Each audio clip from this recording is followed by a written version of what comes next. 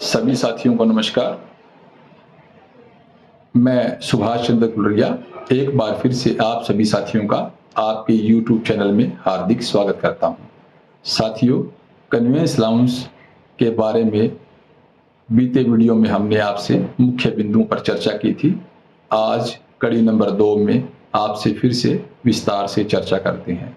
साथियों, 7वां वेतन आयोग जो लागू हुआ था, उसके अंदर केंद्र सरकार द्वारा जो है वो ट्रांसपोर्ट लाउंज के जो रेट्स रिवाइज किए गए थे, उसमें 3 प्रकार की स्लैब बनाई गई थी।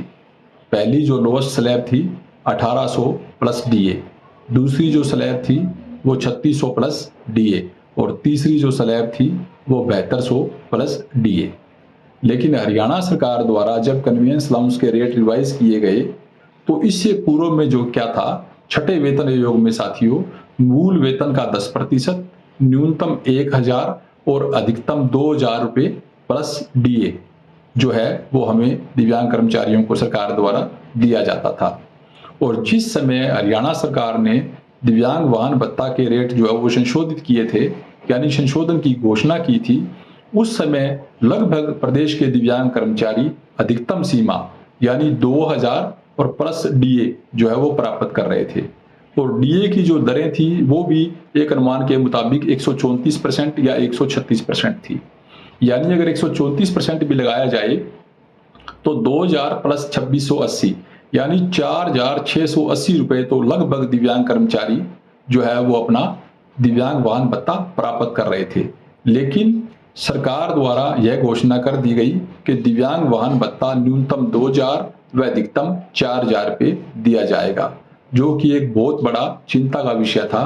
क्योंकि इस घोषणा से साथियों यदि धरातल पर यह लागू होती तो दिव्यांग कर्मचारियों को मिलने वाले दिव्यांग वाहन भत्ते में वृद्धि की बजाय कमी हो रही थी, जिसके चलते प्रदेश के अनेक दिव्यांग अधिकार संगठनों के साथ साथ आपके मंच विकलांग संघ उमंग ने त्वरित कार्रवाई करते हुए तत्कालीन जो वित्त सचिव, एसीएस फाइनेंस, माननीय मुख्यमंत्री जी और विभिन्न संगठनों के माध्यम से इस संदर्भ में प्रतिवेदन दिया कि जो हमारा वाहन भत्ता है वो बढ़ने की बजाय कम हो रहा है, जिस पर हमारी बात को जो है वो तुरंत स्वीकार करते हुए राज्य सरकार ने यह निर्णय लिया कि इन्हें जो है केंद्र सरकार की तर्ज पर जो है वो दिव्यांग वाहन भत्ता दिया जाए।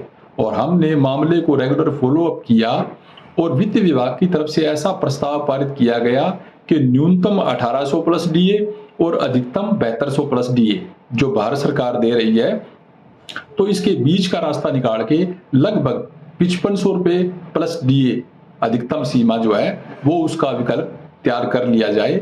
लेकिन उस पर भी हमने जो है पुरजोर जो है आपकी आवाज को उठाया और हमने ये मांग की कि अधिकतम सीमा जो है वो 7200 प्लस डीए से कम नहीं होनी चाहिए। और साथियों, आप सभी साथियों के सहयोग से माननीय मुख्यमंत्री जी ने और हरियाणा सरकार ने हमारे अनुरोध को स्वीकार किया और जो नई दरें हैं उसके अंदर मूल वेतन का 10% प्लस डीए, लेकिन न्यूनतम 2250 और अधिकतम 7200 रुपये कर दिया गया, जो कि एक बहुत बड़ी हमारी दिव्यांग अधिकारों की विजय थी। और वर्तमान में ये दरें जो है वो एप्लीकेबल है।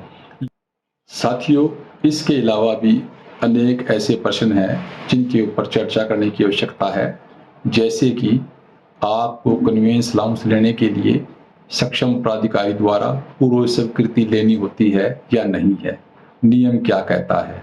कुछ मामलों में तत्कालीन डीडीओ द्वारा आपको इस आधार पर दिव्यांग वाहन भत्ता शुरू कर दिया जाता है कि आप दिव्यांग श्रेणी में लगे हुए हैं और आपसे किसी प्रकार की कोई पूर्व स्वीकृति की मांग नहीं की जाती।